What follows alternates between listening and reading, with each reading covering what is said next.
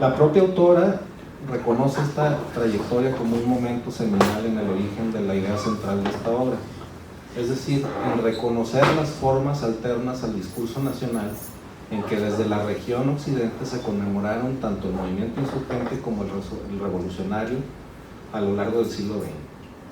Siendo así, me enfrenté a este trabajo conociendo de antemano distintas aproximaciones de Susy a diferentes espacios y momentos conmemorativos desde una perspectiva de segundo orden.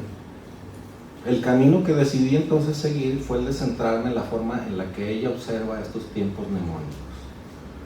Esto no es menor, porque para desarrollar la idea principal que señalé anteriormente no se puede pensar solamente desde la reconstrucción del acto conmemorativo. De hecho, creo que la propia Susy evita conscientemente esa ruta. No, las preguntas que Susy se plantea en el texto, tales como cómo se imaginaba un habitante común de la región occidente, lo que era la nación desde estos distintos Méxicos, implican trascender la descripción para comenzar a ver en ella las disputas de sentido sobre el pasado que son normales en la construcción del Estado-Nación, pero que evidencian que este proceso es un camino continuo, dinámico y lleno de negociaciones constantes entre distintos niveles, del cual Susy toma el nivel regional. Y aquí surge el primer problema. ¿Cómo observas lo que el otro se imagina sobre un concepto tan grande pero tan cotidiano como la nación? Para ello, Susy decide materializar el imaginario en actos concretos, los actos públicos implicados en la conmemoración de la independencia y la revolución. Es decir, le da centralidad a la construcción de memoria en rituales públicos que constituye parte de la identidad regional con la que el occidente construye su espacio en los límites de la constitución de ese Estado-Nación. En este camino, Susy observa las permanentes tensiones conmemorativas a las que está sujeta la oposición entre memoria nacional y memoria regional. Es decir, comprende que las identidades ancladas en sentido sobre el pasado son campos en permanente disputa, en donde las materializaciones, es decir, los actos conmemorativos, son puentes de acceso a esa realidad. Ahora, ¿por qué observar todo esto en el acto conmemorativo? ¿Por qué pensar que los cortes de 100 o 150 años son relevantes para eso? Y Susy nos dice, los centenarios son el cierre imaginario de ciclos históricos, en donde se da sentido a una idea del tiempo en la que el constructo que llamamos nación tiene su propio origen y desarrollo. Y en este sentido, los casos que selecciona la autora cobran una relevancia especial. Las fiestas del centenario durante el Porfiriato, el centenario de la consumación de la independencia en 1921 o el sesquicentenario en 1960 son precisamente en donde estas celebraciones se institucionalizan y por lo tanto sacralizan los ciclos temporales fundacionales del Estado-Nación liberal en rituales de los que seguimos siendo devotos, en panteones de héroes que constituyen nuestro catálogo de deberes seres nacionales, y en general en una trama de espacios, sucesos y personajes canónicos que Susy descubre a través de un minucioso trabajo de análisis de dispositivos tan dispares como ceremonias, museos, la educación pública, el arte o la creación de obra pública en beneficio de la región. Así pues, las conmemoraciones a las que alude la autora dejan su lado exclusivamente festivo para transformarse en narrativas y en actos performativos, en rituales políticos que ponen en la palestra un enorme acervo de remediaciones, digo yo, o de tradiciones, dice Susy, que en el caso de México articulan los sentidos sobre dos momentos claros, la independencia y la revolución.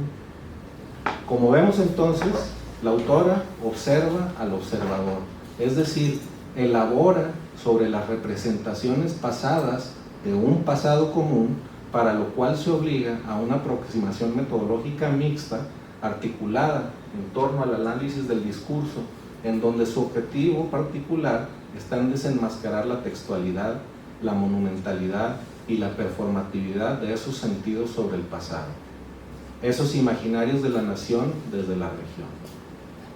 Para ello, no basta el documento escrito, por lo que Susy acude, por ejemplo, a mapas para espacializar la festividad, y por lo tanto darle un lugar geográfico al sentido conmemorativo. ¿Por qué observar al observador? O mejor dicho, ¿por qué construir el pasado de las construcciones del pasado? Precisamente, dice Susi, porque estos relatos que dan sentido a la comunidad imaginada, en palabras de Anderson, son esenciales en el ejercicio del poder. No más falta ver a AMLO y su discurso de las 4 transformaciones. Estos discursos dan cohesión e identidad a las comunidades nacionales o regionales, pero también justifican el ejercicio político y su permanencia en el tiempo a través de la categorización de los elementos analíticos que la autora pone en juego: tiempo, espacio, agentes, procesos. Todos ellos constituyen fundamentos de la consolidación de la región y su clase política en el concierto del país. Las conmemoraciones en las que se centra la autora no son solamente expresiones regionales de amor a la patria, articulan la disputa discursiva en la permanente negociación entre región y centro a través de la inclusión, exclusión del pasado local en el relato maestro liberal sobre la nación. Pero más allá de las tensiones, y lo que me parece sumamente relevante en el texto que estamos presentando, es que esas tramas sobre el pasado viajan, circulan a través de regiones particulares que nos hacen pensar en conceptos como el de región conmemorativa.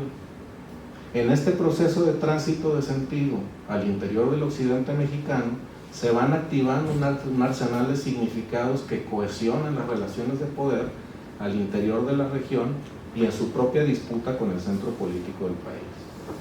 Lo que descubre Susi es que estas tramas viajeras y las formas de conmemorarlas no surgen en el momento mismo del suceso, sino que contienen matrices culturales que van tan lejos como la colonia, que se van articulando con las celebraciones cívico-políticas de la nación a lo largo de las disputas ideológico-políticas del siglo XIX, para venir a concretizarse hacia fines del porfiriato.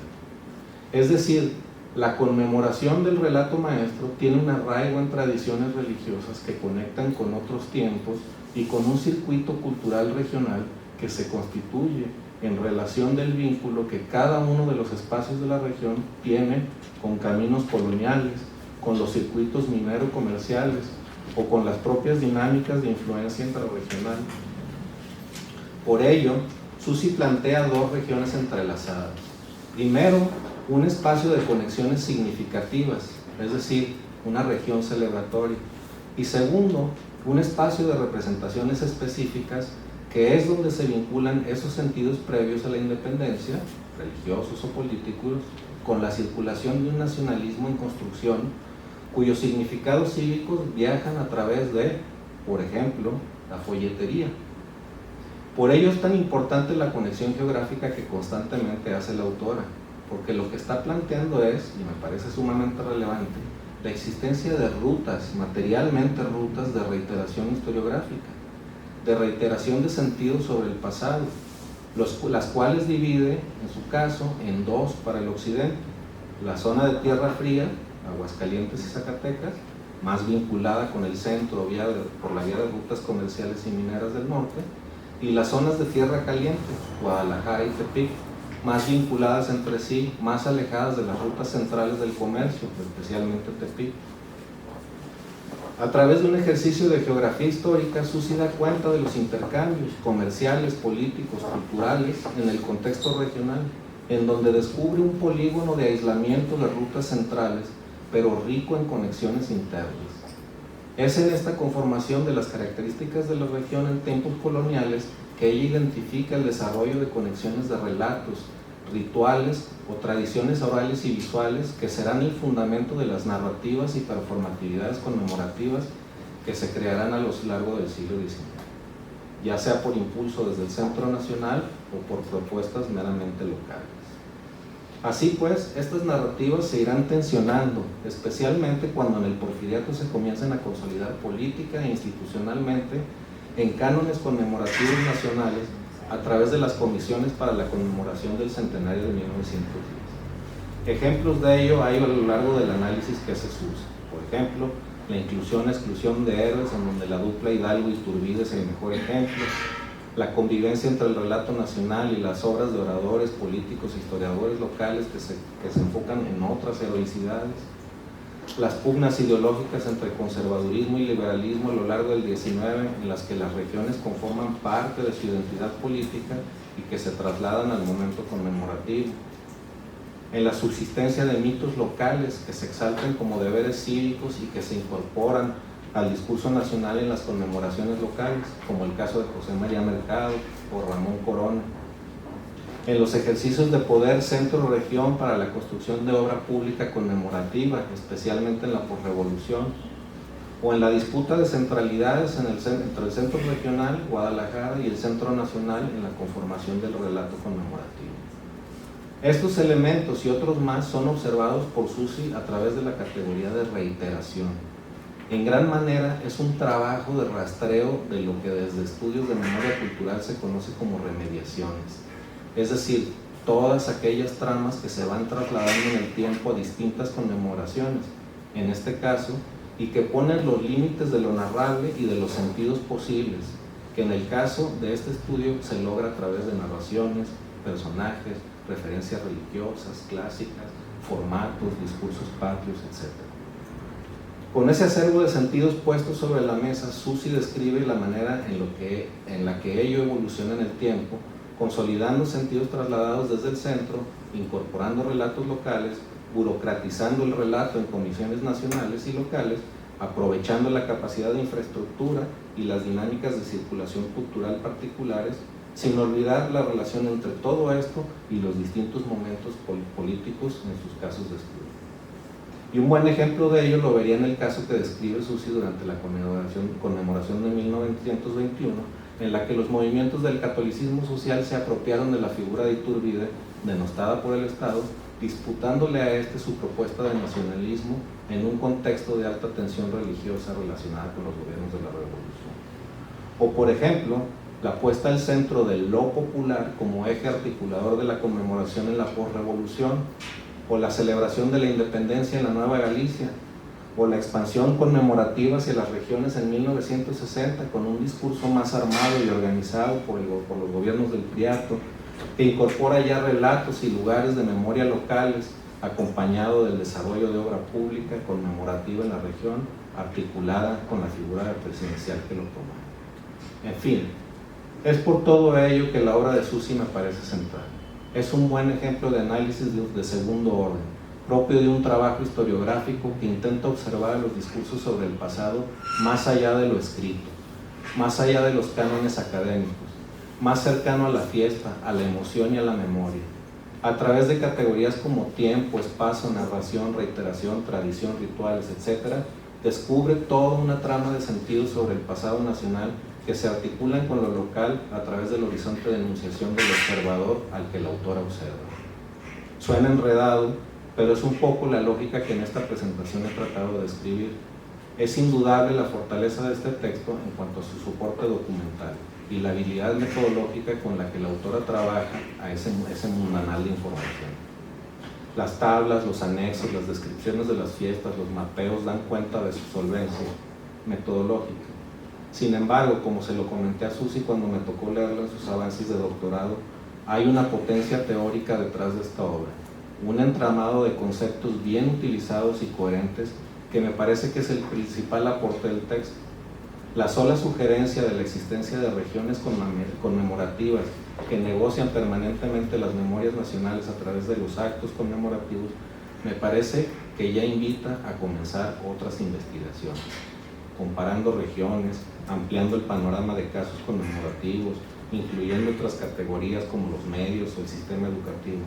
En todo ello, el punto de vista armado por Susi, con un evidente compromiso por entender lo regional en el acto de memoria, es de suma utilidad. Muchas gracias.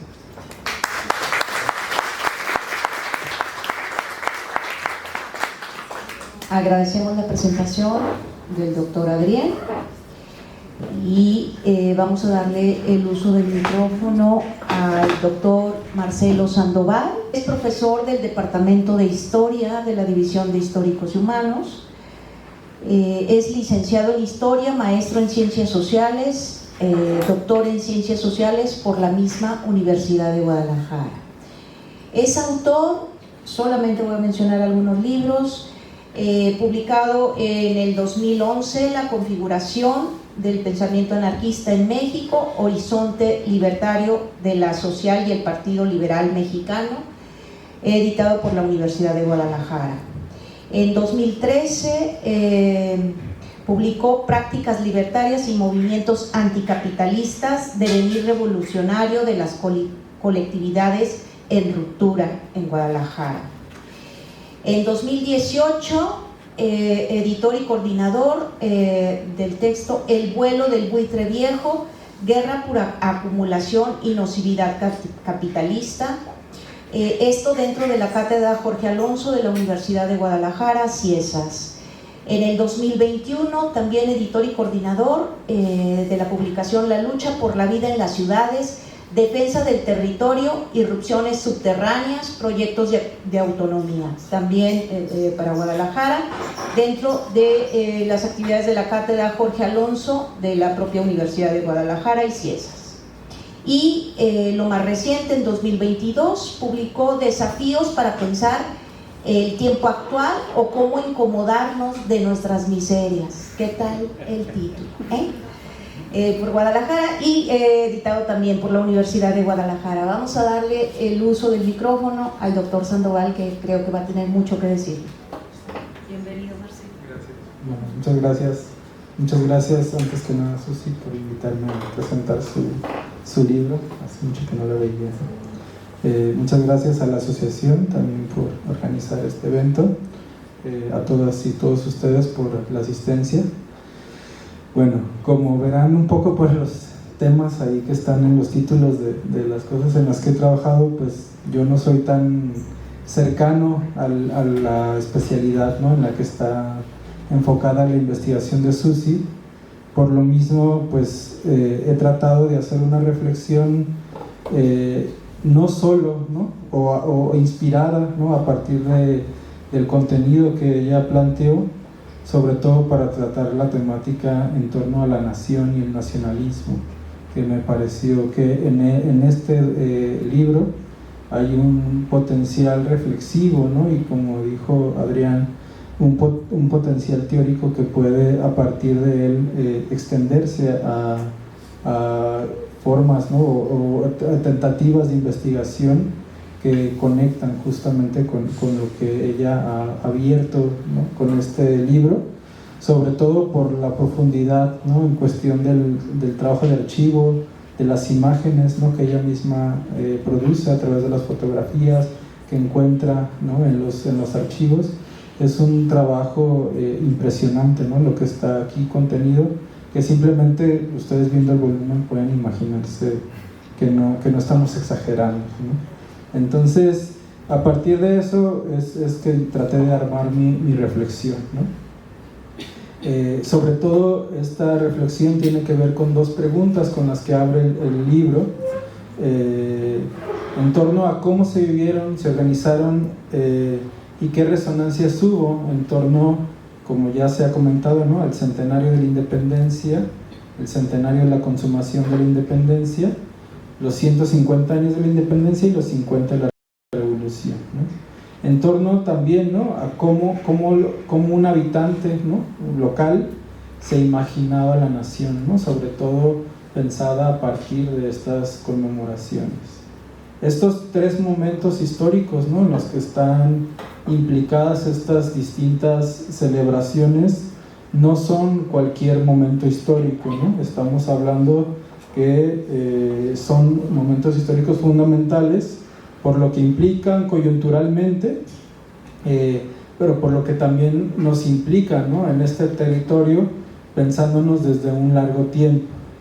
Es decir, estas celebraciones no ocurrieron, por supuesto, y en el libro está expresado claramente, no ocurrieron, ¿no?, dentro de una burbuja, aislado, ¿no?, de un contexto que sobre todo, ¿no?, en términos de las coyunturas que están implicadas en esas conmemoraciones, hay mucho que decir, ¿no?, que no eran propiamente materia del libro, pero que creo que a partir de ahí muchas investigaciones van a poder inspirarse, ¿no? ¿Por qué lo digo en ese sentido, ¿no? Si pensamos en relación al centenario de la independencia, es inseparable pensar en 1910, es decir, en un momento, ¿no?, donde ya venía dándose, ¿no?, pero ahí se da el quiebre en torno a una ofensiva revolucionaria que se expresó sobre todo en el campo, en este país, que tenía que ver fundamentalmente por una lucha por la tierra, y que en ese sentido, ¿no?, contrasta esta reivindicación por el territorio, por su significación, ¿no?, de lo que para los indígenas y campesinos tiene la tierra, o tenía la tierra en ese momento, en términos de lo que significaba, contrastaba con lo que implicó, ¿no?, uno de los aspectos del festejo de 1910, en términos de afirmar, ¿no?, defender, legitimar los principios nacionales.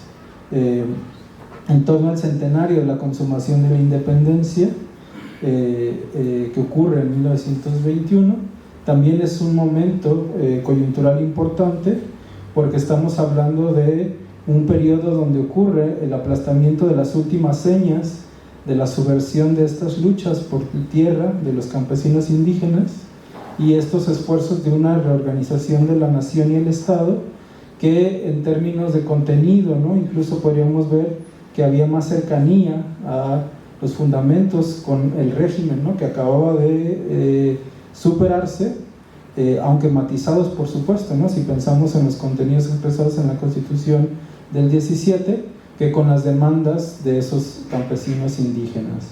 Mientras que en los 150 años de la independencia y los 50 años de la revolución coinciden con el inicio de un proceso de insurgencia social, sindical, cultural en todo el país, que se extendió durante toda esa década de los 60 y 70, ¿no?, maestros, ferrocarrileros, movimientos urbanos populares, movimientos de trabajadores por democracia sindical, estudiantes y guerrilleros se dan, ¿no?, dentro de un contexto en el que también, ¿no?, emerge estas celebraciones. Todo esto se dio paralelamente a estos acontecimientos que se terminaron configurando como celebraciones y que tendrían, ¿no?, como dice Susi, tenían la pretensión de generar una experiencia sensorial ritual desde varios imaginarios. Por tanto, considero, ¿no?, que esto es algo central en el libro, para quienes tratan, ¿no?, de entender o plantearse estudios en torno a la memoria, en torno a imaginarios sociales y ritualidad, ¿no? Para quienes les interesan estos temas, este libro, ¿no?, les tendrá que resultar central. Todo ello entendido en el caso de cómo se usa, en el caso del proceso reflexivo de Susi, todo ello entendido como armas para una reconstrucción histórica que ella realiza a través de los capítulos, donde trata de reconstruir las formas en que las sociedades se han tratado de reconocer a sí mismas, en este caso a través de la noción o de la categoría de nación, darse sentido a través de reconocer un origen común y un proyecto de futuro compartido, y ver a sí mismo, ¿no?, cómo dentro de eso hay campos de disputa, de memoria y olvido.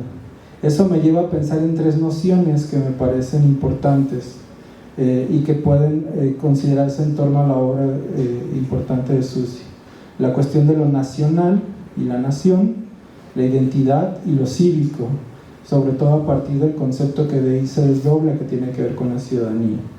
Sobre todo si pensamos que el Estado-Nación se conforma como parte de un proceso encarnado en el proceso de institución del sistema mundo moderno, que para imponerse justamente lo primero que hizo fue destruir las comunidades humanas previas. En unos casos a través del colonialismo, en otros por medio de la esclavitud, mientras que en Europa fue por medio de acercamientos y privatización de tierra. Al destruir las comunidades, la modernidad requirió crear un sustituto que terminó siendo un sucedáneo para las experiencias de la gente de crear sentido. Es decir, las comunidades eran la forma a partir de las cuales la gente creaba sentido, se creaba su proyecto futuro. Al no existir, al haber sido destruidas, el sucedáneo de la modernidad es la nación, ¿no? A partir de eso justamente se trata de producir este sentido de pertenencia y sustituir el tejido social que había sido destruido.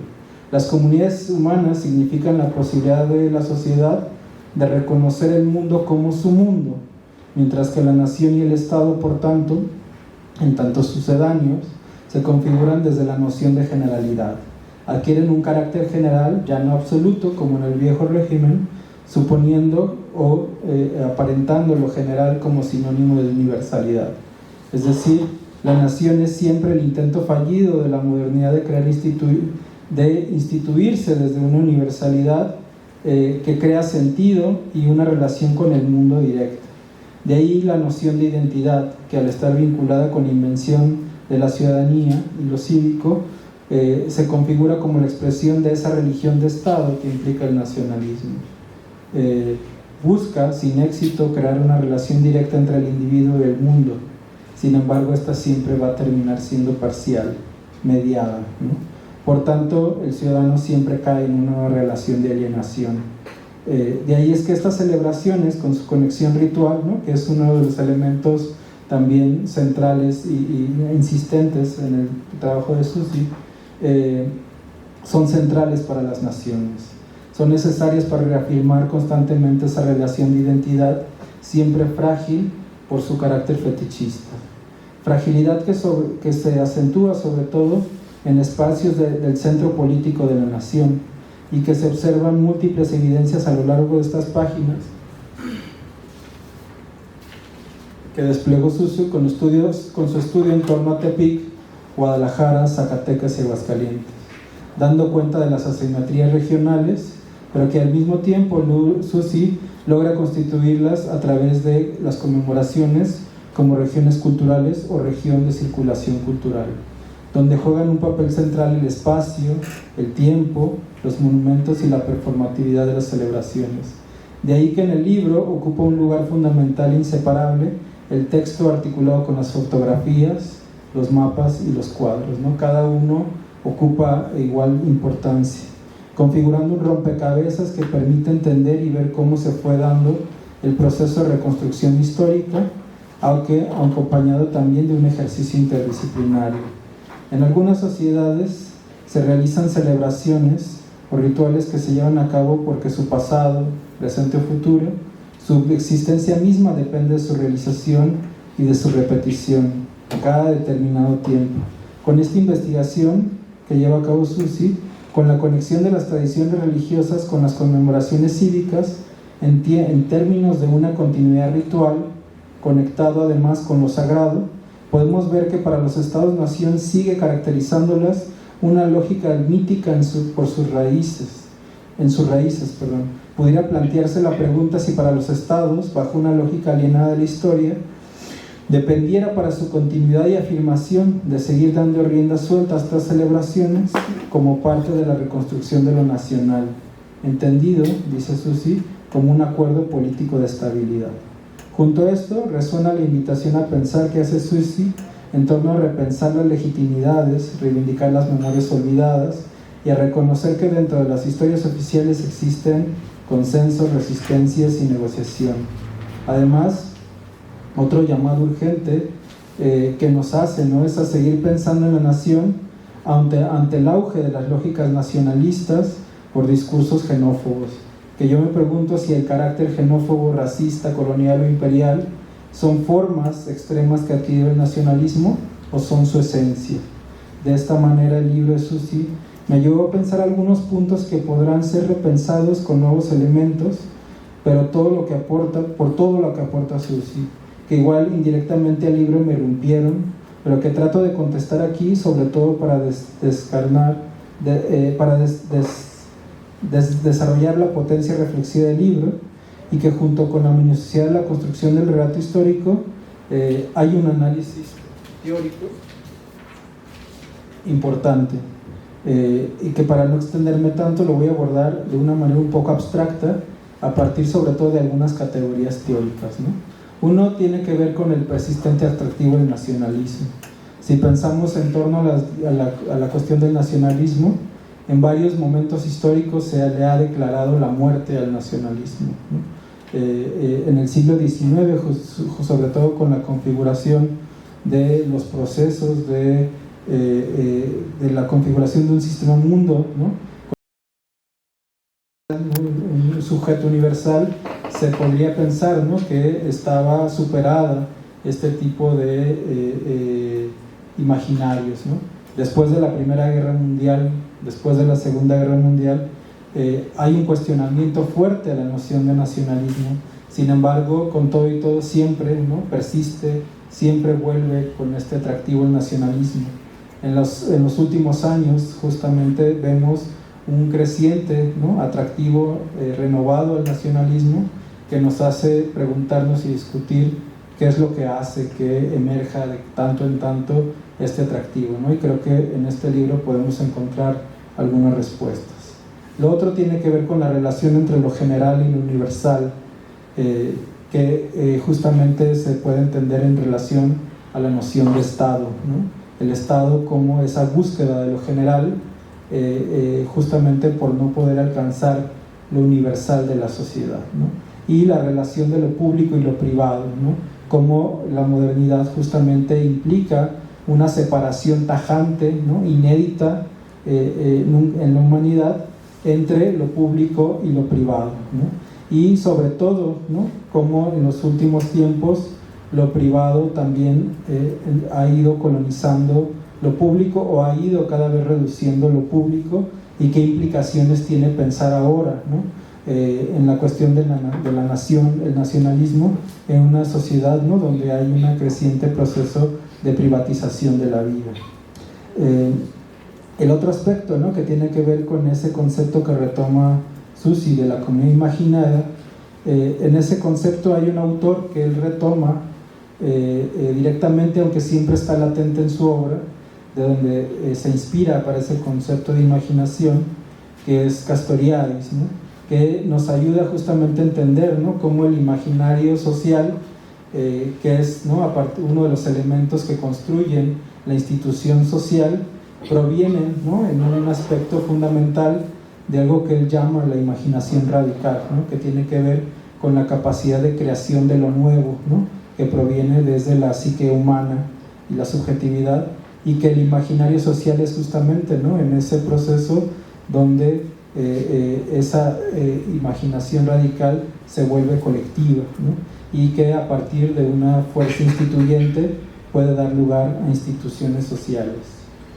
Lo otro tiene que ver con la ilusión y el fetichismo, ¿no? Me hizo pensar mucho, ¿no?, cuando estaba leyendo el texto, aunque no es un autor, ¿no?, que cita ni que no retoma para nada, pero me hacía pensar constantemente en el texto de Porvenir de la ilusión de Freud, ¿no?, sobre todo en términos de cómo el malestar, ¿no?, cultural que las sociedades tienen, ¿no?, frente a una sociedad que de alguna manera no satisface sus necesidades, cómo se generan ilusiones, ¿no?, en este caso que tienen que ver con el nacionalismo, como una forma, ¿no?, donde ese rencor, ¿no?, o ese malestar no se dirija contra el causante de ese malestar, sino que se dirijan en términos de prácticas contra otros que se encuentran en una situación de desventaja, ¿no?, migrantes, mujeres, y de ahí, ¿no?, cuestiones como la xenofobia, el racismo, etcétera, ¿no? Y la cuestión del fetichismo, es decir,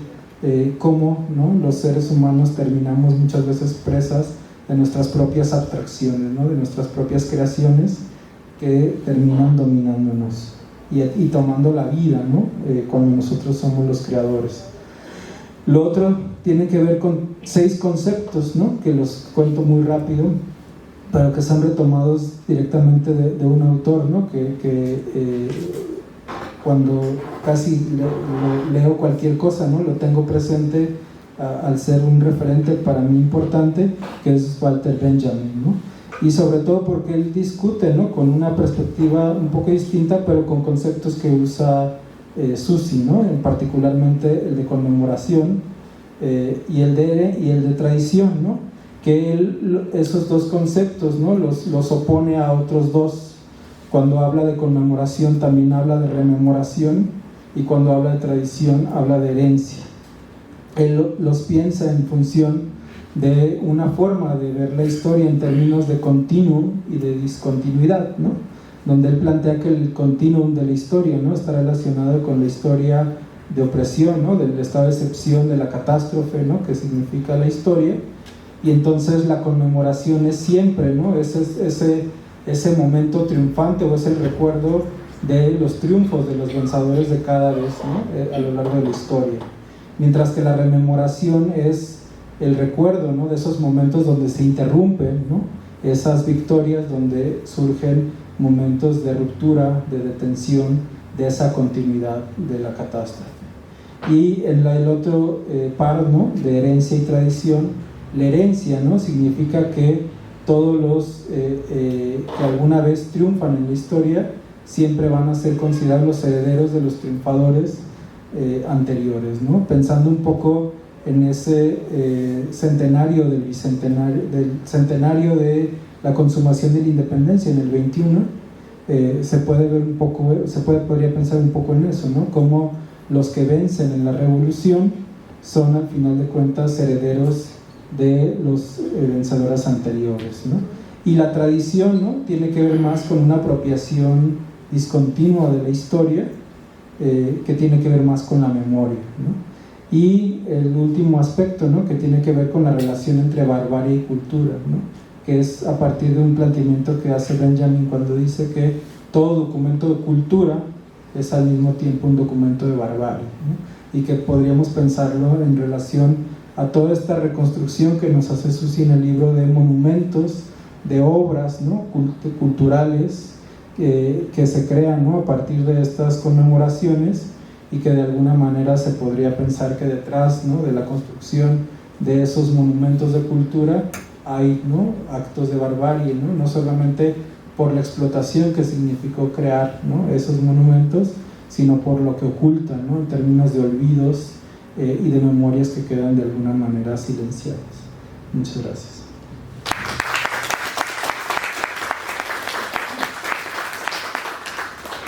Pues ahí tienen ustedes las presentaciones de ambos doctores, a los que les agradecemos mucho este esfuerzo para trabajar las presentaciones, y yo creo que pues todos queremos escuchar a la autora sobre comentarios que tenga con estas presentaciones y los propios a partir de su experiencia en este trabajo.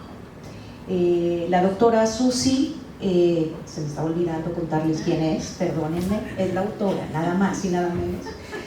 Susi es candidata en el Sistema Nacional de Investigadores del 2020 al 2024.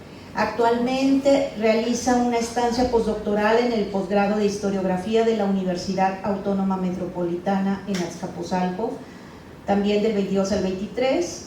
Es doctora y maestra en Ciencias Humanas con especialidad en Estudios de las Tradiciones por el Colegio de Michoacán. Tiene una maestría en Historia del Arte por la Universidad Nacional Autónoma de México. Es licenciada en Historia por la Universidad de Guadalajara en el 2010, que ese fue el momento en que todos los que estamos aquí la conocimos, muy pequeña. Su línea de investigación radica en la circulación de imágenes del siglo XIX y la construcción de nacionalismos desde las regiones de México, y evidentemente es autora del libro El Occidente de México y sus imaginarios de la nación, conmemoraciones, héroes y monumentos en 1910, 1921 y 1960, publicado por el Colegio de Michoacán en el 2022. Adelante, Susi, bienvenida también. Ay, pues muchas gracias a todos, a los que están presentes, y también aquí a mis colegas que me están acompañando. Yo quería hacer una presentación donde pudiéramos dialogar también un poquito el contenido, y me parece pues maravilloso cómo han desmenuzado cómo de alguna manera es un estudio que aborda cuestiones de geografía cultural, pero que también tiene un interés para trabajar y conocer más sobre el nacionalismo, diferentes ejercicios de nacionalismo, no solo uno, y para contrastarlo con los grandes estudios, o los estudios que ya son reconocidos y ya tienen cierto tiempo desde la Ciudad de México, ¿no? Esa era como la primera mirada que tuve y que empecé a esbozar, pero que no es la única, y que como cualquier proceso de investigación tiene su propia evolución, su propio crecimiento, y uno va cambiando también de preguntas con ese proceso, que son varios años, y uno empieza también a desarrollar otras herramientas analíticas en ese proceso, ¿no? Entonces, bueno, ya me escuché a mí misma y sueno muy historiadora cuando hablo de procesos, pero bueno, yo no soy ya historiadora per se solamente. Me he como degenerado a lo mejor un poco, porque empecé a trabajar historia del arte desde hace pues ya 10 años, más de 10 años, empecé con esos temas. De hecho, desde la licenciatura me interesaban las imágenes, desde que estaba estudiando en la Universidad de Guadalajara. Ese era mi gran interés, y me acerqué a los profesores que estaban ofertando algunas optativas. No teníamos una línea de estudios visuales todavía, no sé si ya la tenemos, pero perdón, pero esa era la inquietud. De eso me llevó a la Ciudad de México, eso me llevó a buscar hacer una maestría en Historia del Arte, esa intuición, porque había una potencia en las imágenes y que era también polisemia. Entonces esas no sé, inquietudes me sacaron un poco de vivir acá y de trabajar en el Colegio de Jalisco como asistente, ¿no? Y de tener como una vida medio cómoda y empezar a vivir incómodamente. Pero incómodamente, no en el sentido malo, ¿no? Incómodamente porque una vez que ya estás en otro espacio, tienes que pensar más cosas y tienes que abrir tu horizonte un poco, pero también dialogar con otras formas de ver el mundo. Que por ahí va el prólogo de este libro, de que cada vez que uno viaja, cada vez que uno cambia de espacio, vuelve a pensar su propio espacio, o vuelve a pensar sus propias formas de hacer las cosas. Y eso ya es más antropológico, pero bueno, uno también se va degenerando en el proceso, ¿no? Una cuestión que sí quisiera, bueno, antes de empezar a hablar del libro, discúlpenme por llegar tarde. Hoy sí fue como agradecida estar viva, porque de pronto el vuelo era a la 1:30 y yo estuve a tiempo, pero cuando íbamos digamos, a salir, hubo como un frenón tipo caricatura de esos de Tom y Jerry, así, y de pronto dijeron que no se podía despegar porque había otro avión que iba a aterrizar y que hubo problemas en la torre de control, y yo me sentí en una película de esas donde dices, ay, me salvé, pero no sé qué iba a pasar. Finalmente, como una hora después, ya salimos del aeropuerto y pues llegamos un poco tarde, por eso no llegué tan a tiempo, pero bueno, ya estamos aquí. Digo una disculpa porque ustedes sí llegaron a tiempo. Ahora sí, volviendo al tema del libro y de la investigación, esta investigación surge como un huevito, digamos, mental en 2013 más o menos, cuando estaba trabajando en la Ciudad de México con un grupo de investigación sobre historia y memoria nacionales en la UNAM, que está derivado institucionalmente de la Secretaría de Desarrollo Institucional, así muy institucional todo. Y pues de pronto había muchas afirmaciones que planteaban que en México se había hecho tal cosa, y en México yo no sentía que fuera México, ¿no? Muchos de los temas que se hacen y que se implementan, proyectos de investigación, se empieza a hacer una especie de idea global sin dar o tomar conciencia de que casi todos los fenómenos son regionales. Cuando se habla de algo desde documentación de la Ciudad de México, también es un tema regional, pero no se asume así, se asume como lo nacional. Y esa reflexión me llevaba en el transporte público, o como fuera, desplazándome en el espacio, a pensar que debería haber muchos más nacionalismos, muchos más Méxicos posibles, dependiendo del espacio de enunciación, y que el espacio de enunciación entonces era lo que había que observar en el tiempo. Y bueno, ya lo sabemos, los que están estudiando historia lo saben, estamos pensando espacio y tiempo constantemente, ¿no? Pero pocas veces pensamos, por ejemplo, en espacios subnacionales, ¿no? A veces solo nos quedamos con un espacio pequeñito, el terruño de Luis González, ¿no? O nos quedamos con la gran narrativa que es Ciudad de México, pero lo enmascaran como México completo, o Nueva España completa. Y toca ver las conexiones, no muy a la forma de historia global, pero sí pensando que todos los espacios están conectados constantemente, no solo en el siglo XX, en el siglo XIX también, en el siglo XVIII también. ¿Y cuáles son esas conexiones? Tenemos que verlas, no solo también pensándolas en términos de redes, que eso es muy importante y ahora ya está surgiendo mucho más el estudio de redes, las relaciones que hay entre instituciones y entre individuos, sino también pensar que la comunicación es material y que la comunicación y el comercio llevan cultura. Ese es el capítulo 2, o la apuesta del capítulo 2 es pensar cómo se transmitía el conocimiento cultural, no solo por vías orales, que también son muy importantes, y en ese punto me iría a la música y a los corridos y a las diferentes enunciaciones que se dan en el siglo XIX, sino cómo se transmite también la cultura cívica en el siglo XIX, ¿no? Muchas veces cuando pensamos en cultura cívica, pensamos solamente en el 16 de septiembre o en el 27 de septiembre en el siglo XIX. Pero pensamos a lo mejor solo en una enunciación que es la escrita y que es el relato cívico de ese momento, el discurso cívico. Pero ya ha habido historiadores y ya ha habido especialistas en retórica que nos hablan de la oración cívica. Y la oración cívica es previa.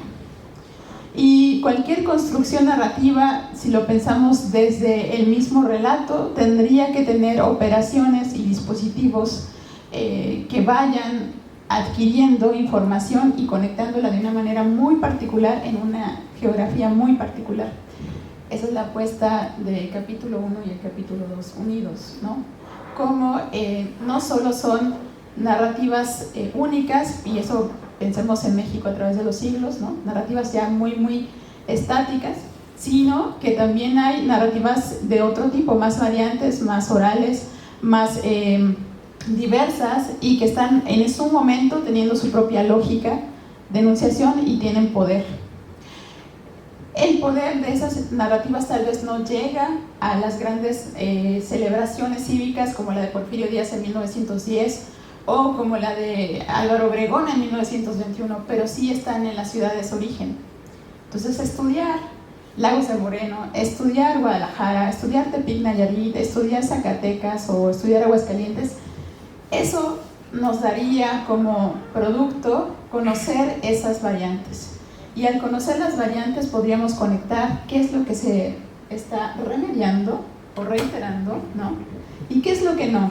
Y lo que no tiene menos evidencia o no tiene menos validez, solo no se repite, ¿no?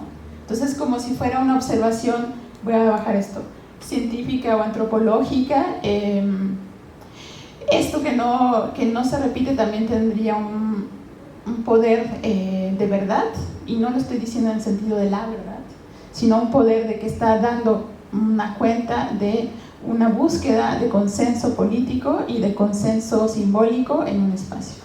Y en ese término es donde yo me acercaría un poco a las conmemoraciones como un ejercicio simbólico que refleja algo de ese espacio.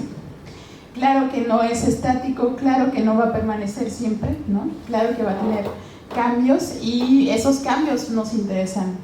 Para poder lograr metodológicamente esto, pues son 3 fechas específicas, 2 en el temprano siglo XX y una ya pasadita a la mitad, ¿no? Pero en realidad es un juego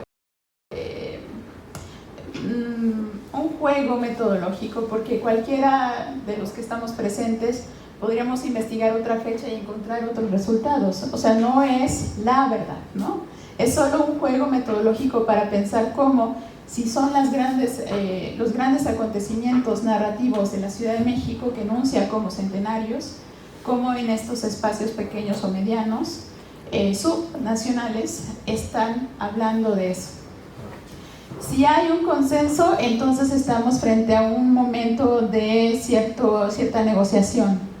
Si no lo hay, entonces estamos frente a una resistencia también de ciertos elementos de historia local.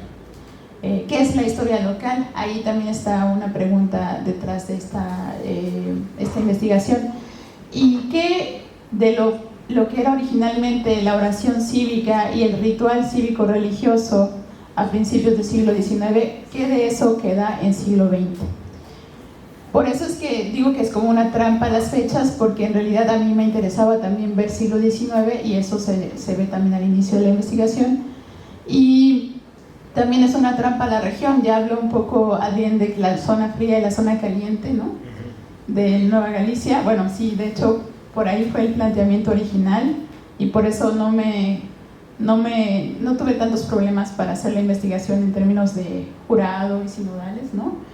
Pero yo creo que si pensáramos en Yucatán, si pensáramos en Baja California, si pensáramos en Sonora, en Sinaloa, en Veracruz, tendríamos otros resultados muy distintos, ¿no?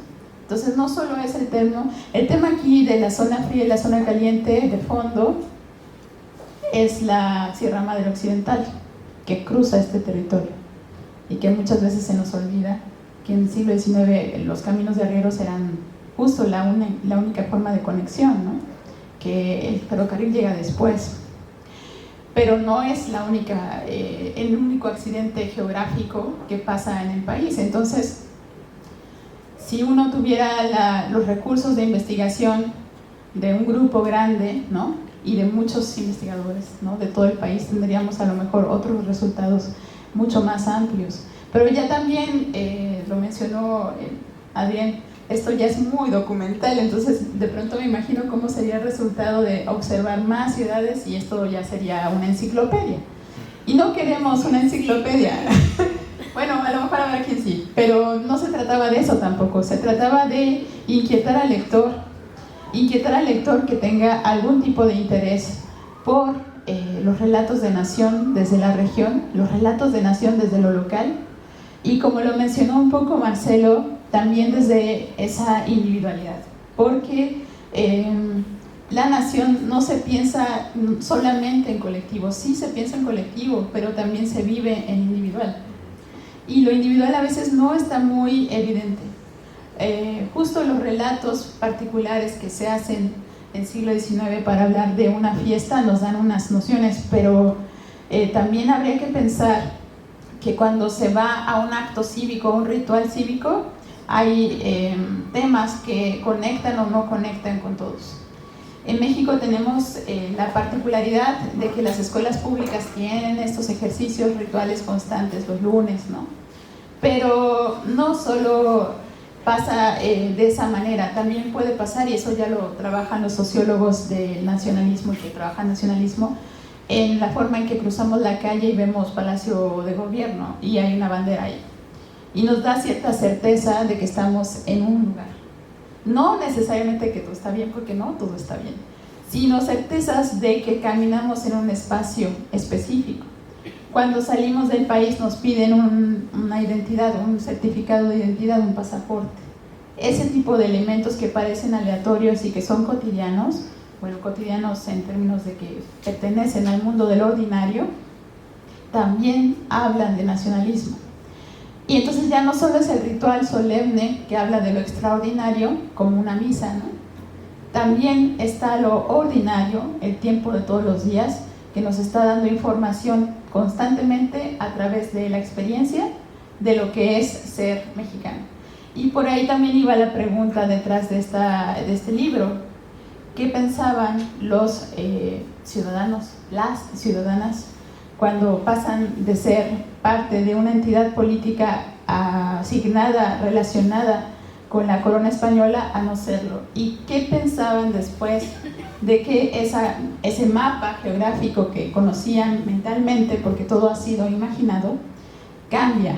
¿Y qué pasa después cuando surgen los estados, ¿no? Y ya no son las provincias o ya no son estos entes corporativos, ¿no? Que había antes, que conocemos como virreinatos, ¿no? ¿Qué pasa entonces en sus mentes? ¿Cómo va transformándose el imaginario político y de las prácticas políticas?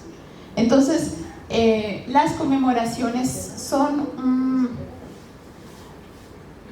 como un hilo o una especie de tela donde podemos observar cosas que son más profundas. Disputas por lo más profundo, disputas por los héroes, disputas por los monumentos, que de hecho recientemente hemos tenido varias experiencias antimonumentos, ¿no? O de otro tipo de memoria en el espacio público. Si el espacio público es público, entonces es un espacio de disputa. Y si es un espacio de disputa, no tendría por qué no haber algún tipo de queja o algún tipo de variación a lo que se dice desde el poder. Y no quiero meterme en problemas con esto que acabo de decir, pero sí es válido que en el espacio público no solo sea la palabra lo que se esté discutiendo, sino también en los monumentos, la nomenclatura, y eso también quería que quedara más o menos desarrollado. Eso ya está en los capítulos 3 y 4, cómo va cambiando por políticas públicas el espacio. Se va denotando de Hidalgos, Morelos, la independencia, la revolución, villas, ¿no? Todos estos nombres que para los historiadores nos dicen mucho, ¿no? Y nos hablan de a lo mejor un ejercicio poco reflexivo de los mismos acontecimientos históricos, pero para las personas que no son investigadoras, ese es el monumento, ¿no? O para esas personas, ese es el hospital al que van, ¿no? Entonces, sí, cómo este conocimiento histórico ha trascendido y se ha vuelto parte de nuestra cotidianidad del espacio público, y ya no solo los monumentos, sino también los grandes servicios que dio el Estado, el desarrollo, ¿no? de este gran proyecto keynesiano que se dio en el siglo XX, de un partido político particular, que no voy a mencionar, pero que tiene mucho que ver con la posrevolución. Ya está, ya dije todo. No es una sola enunciación, como nos han hecho pensar, no es un solo centro, no solo es la voz de la Ciudad de México, sino todo el siglo XX ha habido negociaciones pacíficas y no pacíficas de estos términos, de qué se va a desarrollar, qué se va a mostrar. Y también ha habido regionalismos, y eso también lo hemos visto, lo vimos en la pandemia, eso no aparece ahí, pero lo vimos en la pandemia, cómo ha habido disputas por el ejercicio incluso del Producto Interno Bruto, ¿no? Bueno, ya me estoy saliendo del tema, pero justo por ahí va la puesta del libro. Me hubiera encantado proyectarles imágenes, pero tampoco es que las imágenes vayan a cambiar todo el contenido es más bien la primera parte muy teórica, yo, a lo mejor sería mucho decirlo, ¿no? Más bien son preguntas sobre el tiempo y preguntas sobre el espacio.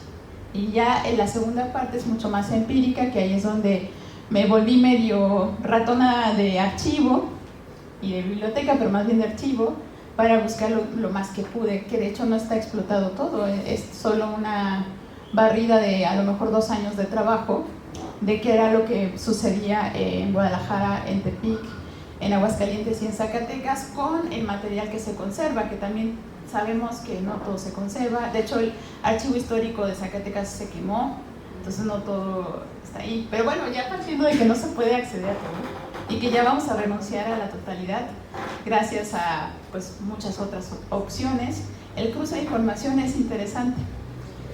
Y una cuestión que yo diría que es el plus que tiene este libro es la búsqueda de hacer mapas simbólicos.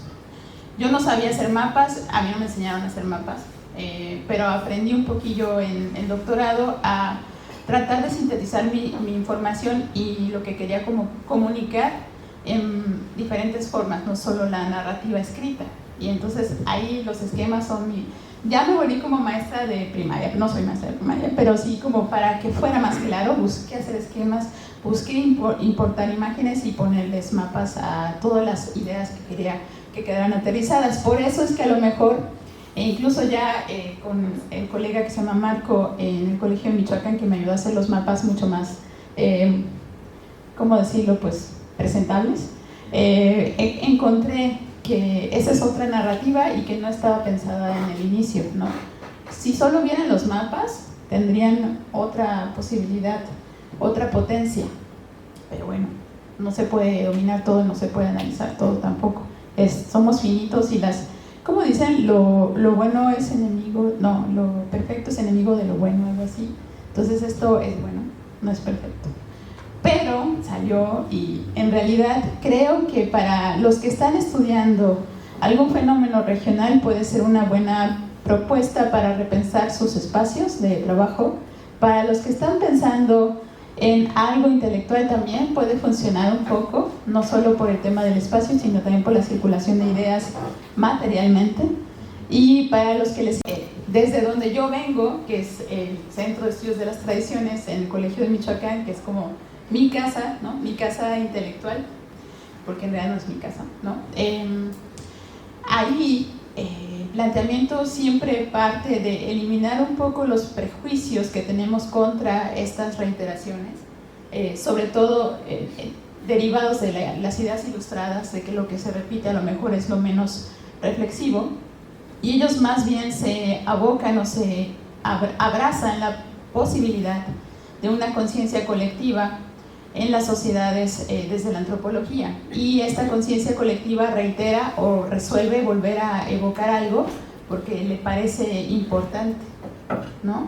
Y esa importancia no es algo dado per se, no es algo que no se reflexione, simplemente pertenece a otro orden de ideas, una racionalidad propia. Y por eso es que a lo mejor no hay sujetos con nombre y apellido muy evidentes en este libro. Justo decía en el prólogo yo, así como develando mi enunciación y de dónde vengo yo, para también curarme en salud, que yo soy medio socióloga de closet. Soy de closet porque nunca he salido, pero me interesaba más ver el fenómeno. Si esta investigación se hiciera con un interés mucho más centrado en los sujetos, los agentes de la conmemoración, tal vez saldría algo también muy interesante, pero muy distinto. Hablaría mucho más de las negociaciones y la participación política desde las regiones. Para mí, en lo particular, lo que me interesaba era ver las representaciones sociales, cómo volvían a aparecer, las que aparecían nuevamente, cómo de pronto se cortaba esa transmisión y volvía a aparecer ya tardío siglo XX, y cómo también tienen una lógica interna. Y esa lógica interna para mí es una posible tradición, que de hecho uno de los pleitos que tuve en el Centro de las Tradiciones era por usar el concepto de performance, porque les parecía muy avant-garde, muy modernista, muy postmoderno, y me decían, pero ¿cómo vas a hablar de performance si en realidad eso pertenece más a lo estético y a la expresión artística? Pero el ritual es performance, ¿no? Los honores a la bandera son performance. La forma en que nosotros nos paramos en el espacio público y hacemos esto es una forma performática en la que nos conectamos con algo. Que estemos de acuerdo o no con todo lo que se está enunciando es otra cosa, pero todos los elementos rituales del Estado, implantados sobre todo en el siglo XIX, pero reiterados en la posrevolución, tienen mucho de corporal, que ahora ya está de moda, ¿no? Entre los historiadores habla de las emociones y el cuerpo dentro del espacio público, pero antes no. Y hay que reflexionarlo más, porque el performance está también en nuestros recuerdos. Lo que recordamos, no sé ustedes, pero varios podríamos afirmarlo, lo que recordamos es lo que nos transmite emociones. Por eso es que los murales son la gran herramienta ideológica también de la posrevolución, ¿no? Lo que nos transmite emociones y también lo que hacemos corporalmente nos queda más marcado. Entonces no es inocente estos rituales, ¿no? Tienen un ejercicio de poder simbólico tremendo, más allá de la lectura que hacemos pasivamente, en silencio. Hacer una lectura en voz alta es otro tema. Entonces, bueno, por ahí va el libro. No los quiero aburrir, tampoco quiero abusar del tiempo, no sé si ya abusé también, pero espero no haberlo hecho. No, ¿verdad? Ah, perfecto. Porque a veces me pasa que se me va el tiempo y hablo de más. Pero por ahí va la apuesta de este libro, y si tienen alguna pregunta, o no sé qué seguiría después, ¿sí? Si tienen alguna... Ella se modera sola, ella domina aquí todo. No, adelante, no sé qué. Ya me echaste el pelo. Vamos a darles un aplauso a los presentadores, a los colegas. Felicidades a la autora por este texto, que qué tal que no terminó de explotar los archivos. El día que los termine de explotar, quién sabe cuántos tomos van a ser, ¿no? Como la Biblia. Bueno, sí, vamos a pasar exactamente como lo dijo la autora, después de agradecerles a los presentadores, a la propia autora. Gracias. Vamos a dar un espacio para una ronda de preguntas, de inquietudes que tengan. Aquí los jóvenes, más jóvenes, que ya le están pensando en la tesis y están mirando el texto y dicen, híjole, eso voy a hacer. Ya tienen ahí el reto. Primero, felicidades, Susi. No conocemos el texto. Los privilegiados que sí lo hacen pues ya nos dieron un pequeño spoiler, pero me parece un ejercicio interesante, sobre todo la necesidad, aportar la necesidad teórica de teorizar sobre el tiempo y el espacio. Últimamente en las reflexiones historiográficas yo creo que la teoría se pierde en muchos espacios, también por la premura y por la necesidad de dar respuestas. Entonces teorizar me parece un ejercicio necesario y excelente, habrá que revisarlo. Pero me llama mucho la atención que nos hablas y piensas de los Méxicos, de las diferentes representaciones en diferentes espacios, en diferentes contextos, pero nos hablas en el título de un occidente. Entonces, ¿por qué? O sea, ¿cuáles son las herramientas epistemológicas, teóricas para regionalizar o en qué se refiere un occidente? Yo soy de Zacatecas, soy egresado de la UAS, entonces yo nunca había escuchado tanto del occidente hasta que me vengo a la maestría aquí a Guadalajara. ¿Qué es el occidente? Para mí, el occidente no era una forma tan pensada como lo piensan aquí en la Universidad de Guadalajara. Entonces me pongo a pensar, si realmente, tú ya nos dijiste, bueno, hay una relación geográfica que va de la Sierra Madre, que se piensa y se puede regionalizar, ¿no? Este contacto con los 4 estados. Pero esto de zona fría y zona caliente me llama también mucho la atención, sobre todo porque somos de allá, pero considerar si hay otra, que nos digas un poquito sobre cuáles son estas relaciones más sociales, económicas, culturales, que permiten regionalizarlo en el concepto de occidente y así permitir o ofrecernos a nosotros los interesados cómo pensar en esos diferentes Méxicos abarcados o englobados en un solo concepto, ¿no? Como el occidente. Y pues otra vez muchas felicidades. De hecho, el título original de la tesis no es ese es el del libro, pero la tesis era Celebraciones cívicas en el Bajío y Occidente de México, 1910, 1921, 1960. Y Bajío y Occidente de México era porque pensaba yo más bien que Aguascalientes y Zacatecas eran más Bajío. Pero en realidad, Bernardo, que es un especialista del Colegio de México en regiones, ¿sí?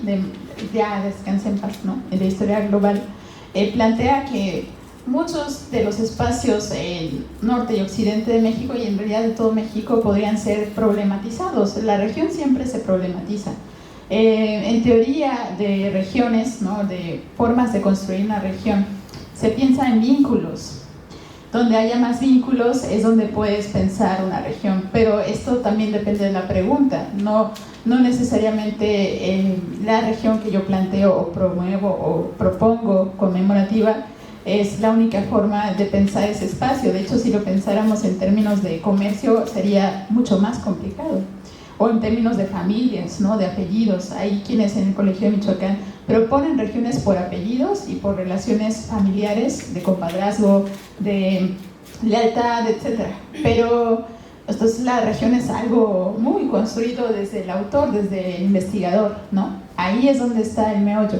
Entonces aquí la investigadora escogió esos espacios precisamente porque me parecían frontera de lo que en un momento fue Nueva Galicia, frontera como para pensar cómo se va creando un nuevo centro, ya no la Ciudad de México, sino Guadalajara, que está atrayendo el comercio, que está atrayendo a diferentes oleadas de migración humana, ¿no? De migración social, pero que los espacios pequeños, como que son un poquito más aislados, como Tepic, sobre todo ya en siglo XX, no en siglo XIX, y Aguascalientes, que también tienen como esta pérdida, entre comillas pérdida, de importancia, tienen su voz y están jugando un papel importante ya, por ejemplo, pensándolo en siglo XIX, segunda mitad, con sus propios agentes. Y cuando digo agentes estoy pensando en Losada, por ejemplo, en personajes específicos que están dialogando con el centro del país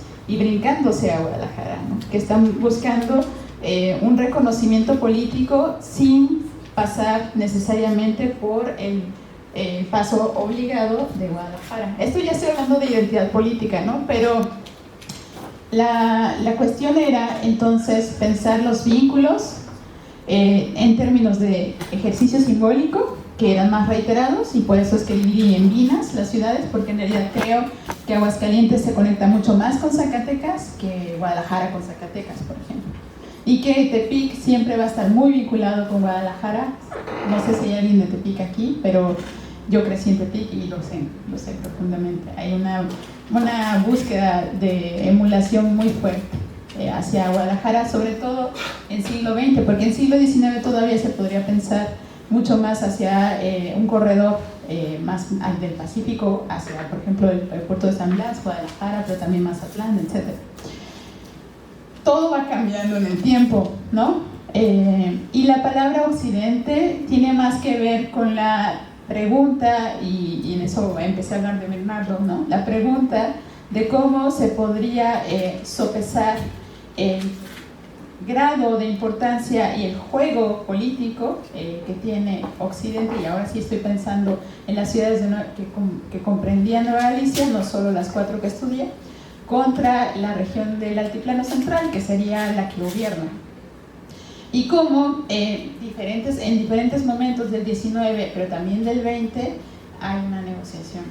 De hecho, va a haber una presentación de un libro próximamente sobre muralismo en Jalisco, que habla de esos vínculos y esas negociaciones artísticas.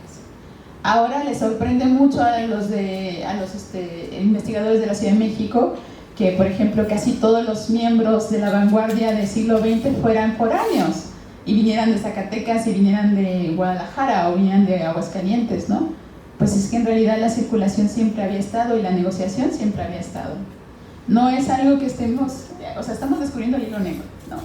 Pero evidenciarlo es lo que me parece mucho más fructífero para pensar las construcciones identitarias de una manera más compleja, no como espacios aislados, sino como conexiones, o lo que ahora está de moda decir vasos comunicantes, ¿no? Conexiones que se dan en diferentes puntos y que van transformándose en el tiempo según los agentes y sus redes, y según también las condiciones que tienen de disposición política, de lenguaje político.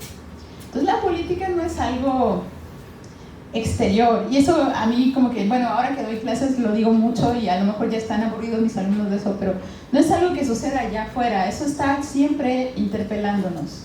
Y no solo, lo acaba de decir Marcelo, no solo son temas públicos, lo privado se ha desbordado en el ámbito público, pero ya me fui del tema. Entonces, Occidente va por ahí, por una búsqueda de los grandes pesos, pero si lo pensáramos en términos estrictos, yo no estoy abarcando todo Occidente, yo solo estoy haciendo una propuesta de fronteras. Si yo quisiera abarcar todo Occidente, entonces sí tendría que incluir muchísimo más espacios. De hecho, la propuesta original de investigación eran 8 ciudades que incluían Morelia, ¿no? Y que incluían por cercanía de archivo a Zamora, ¿no? Pero cuando empecé a ver la producción que había de cultura cívica en Morelia, y la de Guanajuato y la de Irapuato, dije, no, es que yo soy una persona y quiero vivir, ¿no? Y no se puede abarcar todo lo que quiero abarcar en 4 años. ¿Sí trabajaste sus archivos? Ah, sí, de hecho sí fui a Morelia y me la pasé viendo archivos. Tengo mucho material que nunca he vuelto a ver. Pero en realidad hay una especialista muy buena que, si les interesa el tema, se llama Juana Martínez, que trabajó solo Morelia y tiene una obra muy buena también que está por ahí en internet sobre la fiesta patria en Morelia y esos juegos y esas disputas entre los que le van a Morelos y los que le van a Iturbide. Y es buenísimo porque el espacio en sí ya está narrado, toda la nomenclatura y todos los momentos de enunciación política en Morelia están divididos. Hay una fuerte carga conservadora, pero también hay una fuerte carga católica y una fuerte carga también pro-liberal. Entonces, bueno, eso, darse cuenta de que dentro de la narrativa regional hay regiones que tienen mucho más que decir sobre un tema, es lo que hace que uno escoja otras. Y yo quería ver la frontera. Entonces, bueno, es más bien una apuesta por la periferia y contrastarla con un centro que sería Guadalajara. Muy bien. ¿Alguna otra pregunta? Por favor, si eres tan amable, nos das tu nombre y después el doctor Hola, Valerio. buenas tardes, mi nombre es Lizy Madrigal. Yo quisiera preguntarte sobre las fuentes, porque ese es siempre como un reto de los historiadores, o encuentras bastantes y no sabes qué hacer o no encuentras. Por ejemplo, ¿qué contrastes localizaste entre 1910, 21 y 60? O sea, ¿qué hay? ¿Qué permanece? ¿Qué no está? Y otro, ¿qué tipo de fuentes fueron las que más te encontraste? ¿Documentales, fotográficas, pinturas? O sea, ¿hay una tendencia más a lo que se publicó y luego a lo que se mantuvo en los archivos? Para también saber un poquito, pues, esos cortes, esas resistencias, esas cosas que se quitaron intencionalmente, muy probable en los discursos, para ir generando como una sola línea, pues, nacionalista, ¿no? Porque quitas para que vaya pareciendo que todo va encuadrando. Claro, sí. Es una muy buena pregunta, gracias Lizy. Un saludo por ahí. Lisa. Bueno, Lizy fue mi compañera en generación, entonces, bueno, en fin. Las fuentes para mí fueron una temática importante porque si se fijan, hay un corte entre 1910 y 1921. Y eso me llevó a una crisis existencial cuando trabajé el capítulo 4, que bueno, ustedes no sé si lo notaron, pero hay una crisis existencial porque no había tantas fuentes para 1921. De hecho, cuando empecé a trabajar en el archivo del estado de Jalisco y empecé a trabajar también de Aguascalientes y el de Zacatecas y lo de Tepic, que estaba en México, en la Ciudad de México, me di cuenta que hay, digamos que hay una sobresaturación en memoria de producción documental, visual y escrita, performativa también en 1910, o sea, todo está atiborrado y de pronto obviamente viene el conflicto, la revolución, ¿no? Los diferentes elementos regionales de la revolución, y en 1921 no hay dinero, el estado está en quiebra y las regiones también, los estados están en quiebra, entonces hay poco dinero, se hacen colectas a nivel de microrregional como de colonias y así, y sí se da la celebración pero con menos parafernalia, y también hay menos documentación porque mucha documentación se ha perdido. Entonces de pronto yo decía, ¿cómo voy a medir o voy a sopesar tanta información contra casi nada de información, ¿no? Y cómo va a resultar esto como una especie de muñeco o galleta, como la galletita esta de jengibre sin piecito, ¿no? Así, ¿qué va a pasar? No va a caminar nunca, ¿no? O sea, yo estaba pensando, no puede ser, no voy a lograr.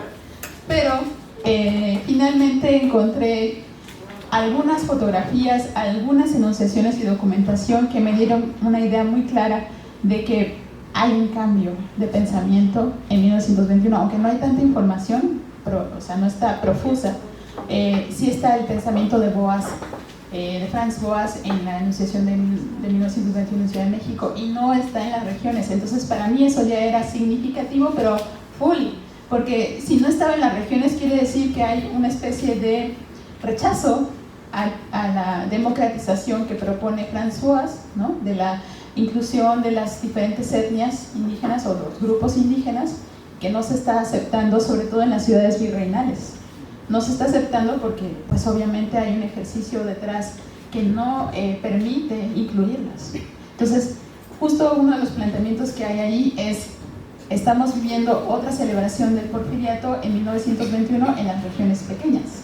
Y esto también habla de sus lógicas, de su resistencia a cambiar, de su resistencia a ser progres, ¿no?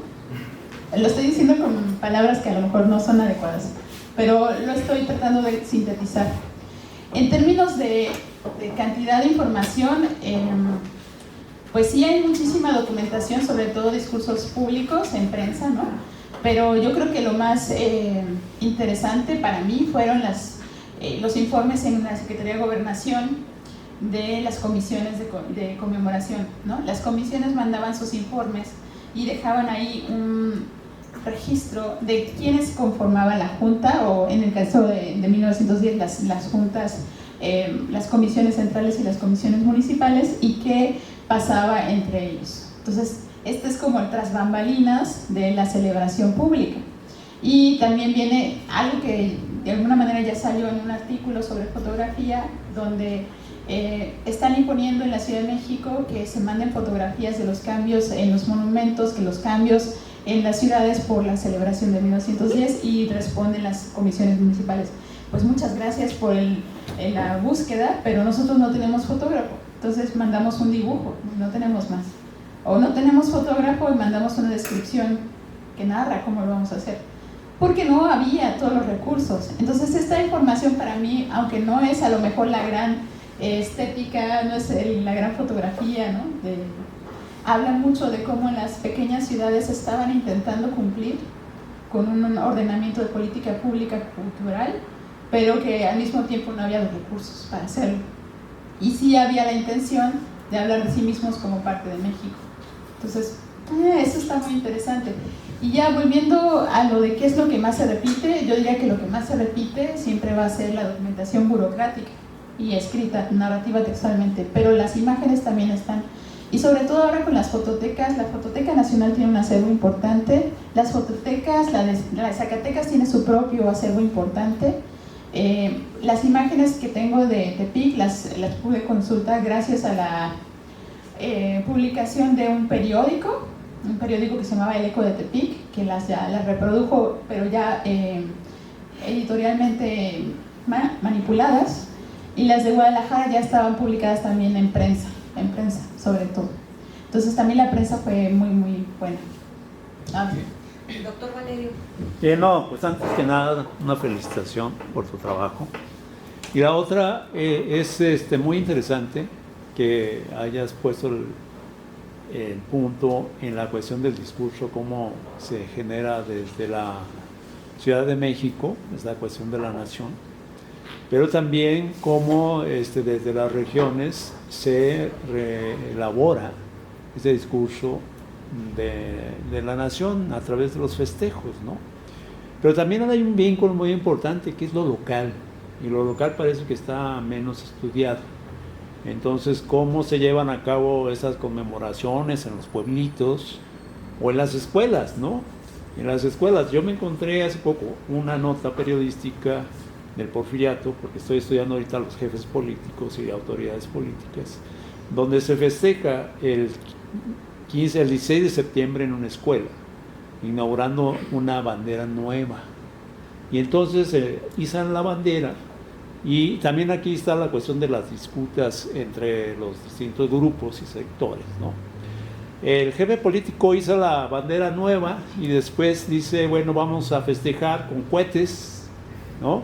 Y manda a comprar cohetes en el pueblo, pero no hay cohetes.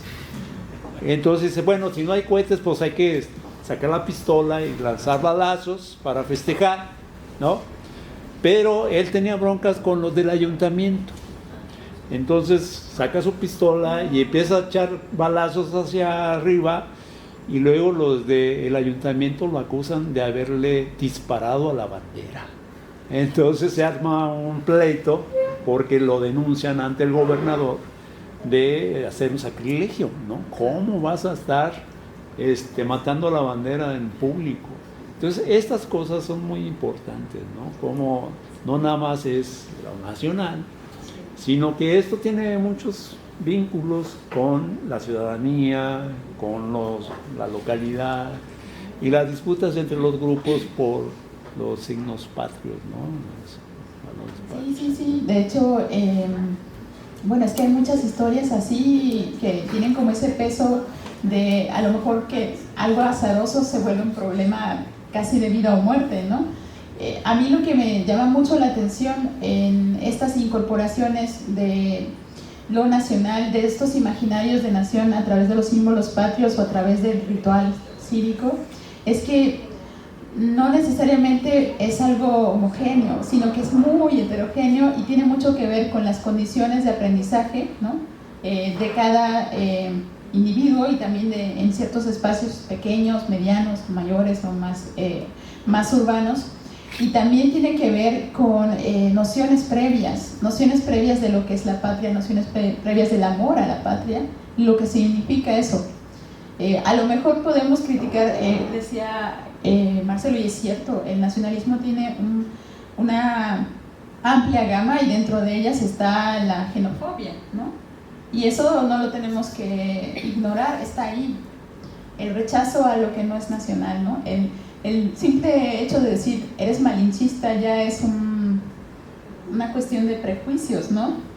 Pero o era chino, ¿no? O no sé, algunos elementos que rechazan lo que no es mexicano, pero también tiene otro, digamos, en el abanico de expresividad tiene otra gama que es el amor a la patria, y que no necesariamente viene de un gobierno específico o de un líder específico, sino que viene de las primeras experiencias cívicas, mucho más asociadas a la educación básica y a la formación de identidad desde la infancia. Y eso falta estudiarlo, y también falta que a los historiadores nos interese, les interesa mucho más a los pedagogos, les interesa mucho más a los sociólogos y a los psicólogos. Pero a nosotros como que nos pasa por alto porque decimos, no, ya queremos adultos, ¿no? Pero ahí es donde se va cocinando las nociones de imaginarios, ahí. Y volviendo al tema de lo micro, también están los altares a la patria. En las cocheras, de hecho a mí todavía me ha tocado en las entradas de algunas casas de Michoacán ver altares a la patria donde está la Virgen de Guadalupe, está una imagen de Miguel Hidalgo o de Benito Juárez, veladoras, flores, y uno se queda pensando, ¿qué es esto?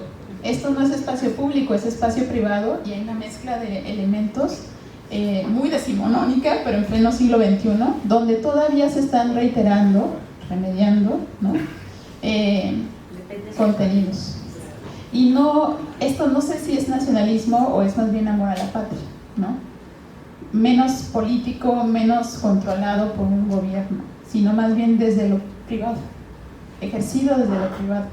Y ya, bueno, habrá muchas cosas que decir respecto a los pueblitos y las diferentes historias. De pronto ahorita me acordé en eso de un equívoco, que en la Soberana Convención de Aguascalientes de pronto apagan la luz, y había como el acuerdo de paz de que nadie iba a sacar las armas, pero como apagan la luz, bueno, se va la luz más bien, vuelve la luz y todos ya tienen el rifle listo pensando que el otro lo va a usar. Entonces, bueno, sí.